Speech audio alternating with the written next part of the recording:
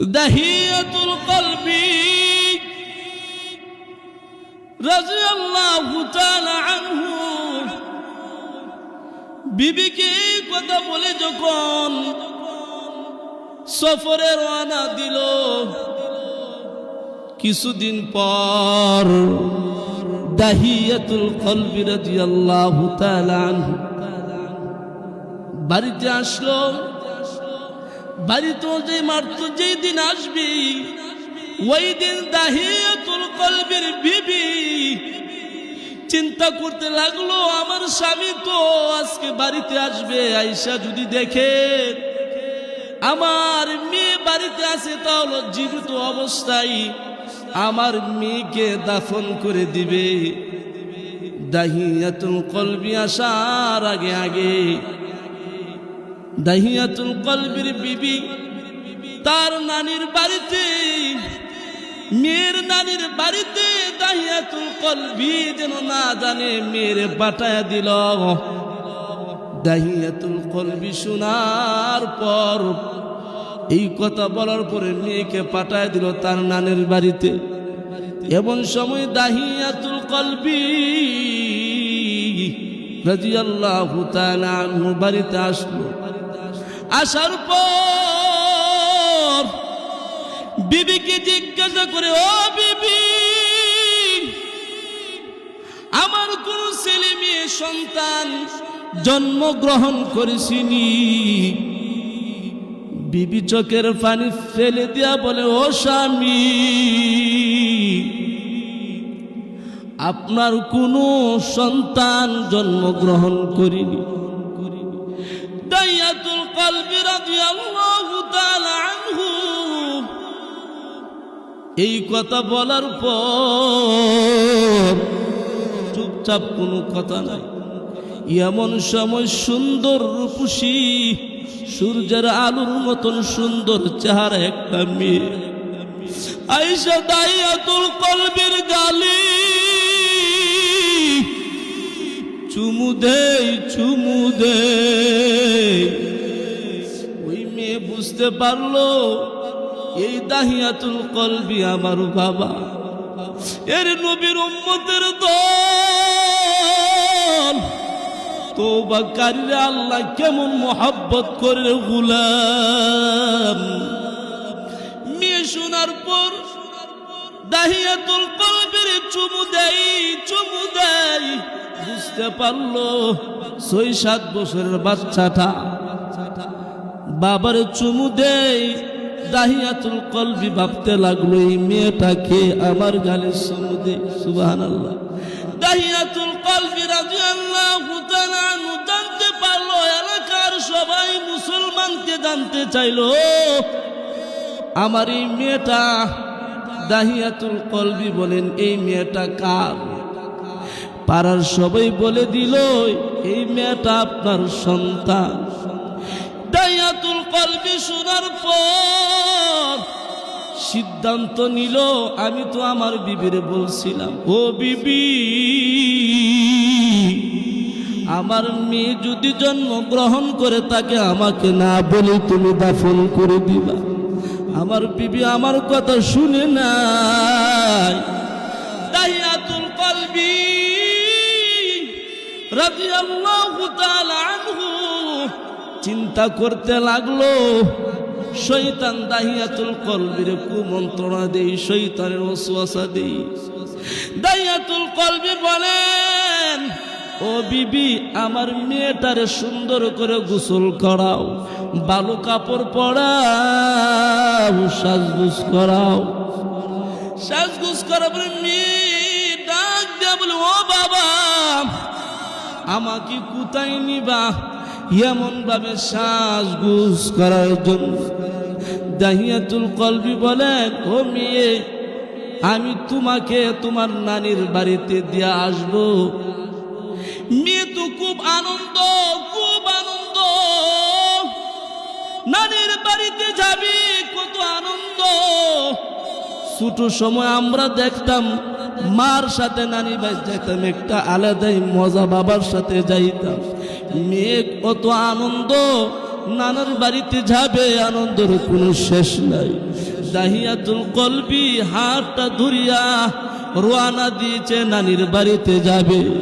এর নবীর উম্মতের দল, এই ঘটনা থেকে বোঝার চেষ্টা করুন তওবাকারী আল্লাহ তাআলা কেমন মহব্বত করে গোলাম।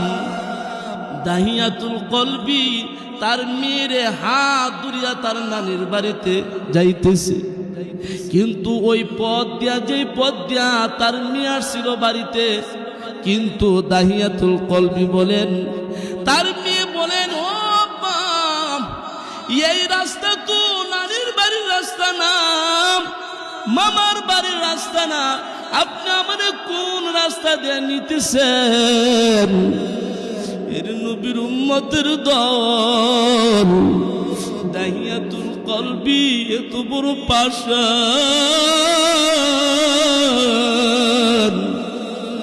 মেয়ের হাতটা নিয়ে মরুভূমিতে যাইতেছি, ছোট্ট মেয়ে সূর্যের আলোর মতন ঝলমল করতেছেন। মেয়েটা বলতে, বাবা আপনি আমাকে কোন রাস্তা দিয়ে নিতেছেন? দেখেন একটু চোখ দিয়ে পানি পড়েনি। ও বাবা, ও যুবক, জীবনে কত সিনেমা দেখিয়া নায়ক নায়িকের ছবি দেখিয়া কত চোখের পানি ফালাইছো, আজকে দাহিয়াতুল কলবির ঘটনা শুনিয়ে একটু চোখের পানি ফালাও রে মুসলমান। দাহিয়াতুল কলবি এত বড় পাষাণ। দাহিয়াতুল কলবি তার মেয়েরে নিয়ে যাই মরুভূমিতে। মেয়েটা জিজ্ঞাসা করে, আব্বা এটা তো আমার নানির বাড়ি, মামার বাড়ির রাস্তা না। মেয়েরে নিয়ে যাইতেছে, হঠাৎ করে কলিজার মধ্যে একটা আঘাত চিন্তা লেগে গেল। মেয়ে ডাক দিয়ে কই, বাবা বুঝতে পেরেছি আপনি আমাকে দাফন করে দিবেন। ও বাবা, দুনিয়াতে আসার পর আমি শুনেছি আমার মার কাছ থেকে, এর আগে 70 জন আমার মতন কুচি শিশু বাচ্চা, সূর্যের আলোর মতন সুন্দর, এমন 70 জন শিশু বাচ্চারা আপনি নিজ হাতে জীবিত অবস্থায় দাফন করছে। ও বাবা, আমার মনে হয় আমাকে এমন ভাবে আপনার নিজ হাত দিয়ে দাফন করে দিবি। আব্বা এটা তো হতে পারি না। এর নবীর উম্মতের দল, দাহিয়াতুল কলবি এত বড় পাষাণ, নিজ মেরে নিয়ে যাইতেছে দাফন করার জন্য। মেয়ে কান্দে আর কই, বাবা আমি যেই মাত্র শুনছি আপনি আমার বাবা, আপনি আমার কলিজার বাবা। যেই দিন আপনি সফর থেকে আসার সাথে সাথে কিন্তু আমি আপনাকে চুমু দিয়েছি। সুবহানাল্লাহ। এর নবীর উম্মতের দল, দাহিয়াতুল কলবি এত বড় শয়তানের নফসের তাড়নায়, শয়তানের ওয়াসওয়াসায় পইরা তার নিজের মেয়ের মরুভূমিতে নিয়ে দাফন করতে চাই, এরপর আল্লাহ তার মাফ করে। দেখেন কি কয়। এর নবীর উম্মতের দল, মেয়েটা ডাক দিয়া কই, বাবা আপনার গালে আমি কত চুমু দিয়েছি, আব্বু আপনার হাতে তুইরা কত জায়গায় আমাকে নিয়েছে। ও বাবা, আজকে আমার আপনি কোথায় নিয়ে যাইতেছি? আব্বা এটা হতে পারে না। আব্বা আপনার কি একটু মায়া লাগে না? দাহিয়াতুল কলবি এত বড় পাষাণ। মেয়েরে বলে, আমি তুমি দাঁড়াও, তুমি একটু দাঁড়াও, আমার একটা কাজ আছে। মেয়েরে কই, মেয়ে একটা কিনারায় দাঁড়াইলো আর দাহিয়াতুল কলবি গর্ত করলো, গাতা করলো, মেয়েরে দাফন করবে। নাউজুবিল্লাহ। দাহিয়াতুল কলবি কবর পাশান, নিজের মেয়েরে দাঁড় করাইয়া দাহিয়াতুল কলবি গর্ত করে মেয়েরে দাফন করার জন্য। গর্ত করার পর এমন সময় দাহিয়াতুল কলবি নিজের মেয়ের হাতটা দুড়িয়া গর্তের মধ্যে ফালান। এর এলাকার মুসলমান, এখনো কি তুমি গুনাহ ছাড়বা না? এখনো তুমি বেবিচারের মধ্যে লিপ্ত হইবা? দোকান শাসলে বৈশা আড্ডা দিবা, মানুষের হক মাইরা খাইবা, জুলুম অত্যাচার লিপ্ত হইবা? আল্লাহ যে এত সুযোগ দিয়েছেন তওবা করার জন্য, তওবা করার জন্য। তওবাকারী আল্লাহ কেমন মহব্বত করি। আল্লাহ তাআলা তার কুদরতি কলিজা, তার কুদরতি অন্তরটা ঠান্ডা হয়ে যায়। সুবহানাল্লাহ। কোন হারকে দারদ খৌফে হকদার দিল মোদাম, জান্নাতুল মাওয়াদ হাদুরা মাকাম। কেমন কষ্ট হয় সন্তান কি তার বাবা নিজ হাতে দাফন করতেছে। এরপরে কি সন্তান, মা বাবার কুলিজার টুকরা সন্তান। জোরে কোন ঠিক ভাইয়েরা আমার, যে কথা বলতেছিলাম, তওবা করে আল্লাহ মহব্বত করে। কেমন মহব্বত করে জানেন? একটা সন্তান 2-3 দিন হয়ে গেল, সন্তানকে মা বাবা কেউ পাই না। নিউজ পাঠাইছে আমার সন্তানের খোঁজ খবর নেওয়ার জন্য, পাই নাই। হঠাৎ করি কে যে একটা আওয়াজ দিল, তোমার সন্তানকে ওই ব্রাহ্মণবাড়িয়ার কাউতুলির মোড়ের মধ্যে তোমার সন্তানের দেখা পাইলাম। এবার আপনারাই বলেন, ওই সন্তানের মা বাবা কেমন পাগল হয়ে দৌড়াইবে? কেমন ভাবে সন্তানকে ভুলে নিয়া বুকে নিয়ে বলবে, সন্তান আইরে, সন্তান নাই, আমার বুকে আয়, আমার বুকে আয়। 3 দিন 4 দিন 5 দিন হয়ে গেল, তোর কোনো দেখা পাই না। ঠিক তেমনি ভাবে আমার আল্লাহ বলেন, গুনাহগাররা যখন আমার কাছে আয়, গুনাহগাররা যখন 50 বছর 60 বছর গুনাহ করার পর হঠাৎ করে যখন মসজিদে ঢুকে যায়, 2 রাকাত নামাজ পড়া আল্লাহর কাছে কান্না করে আর বলে, মালিক, আমার মতো গুনাহগার কেউ নাই। আল্লাহ, আমি বড় অপরাধী, আমি বড় জাহান্নামের আসামি।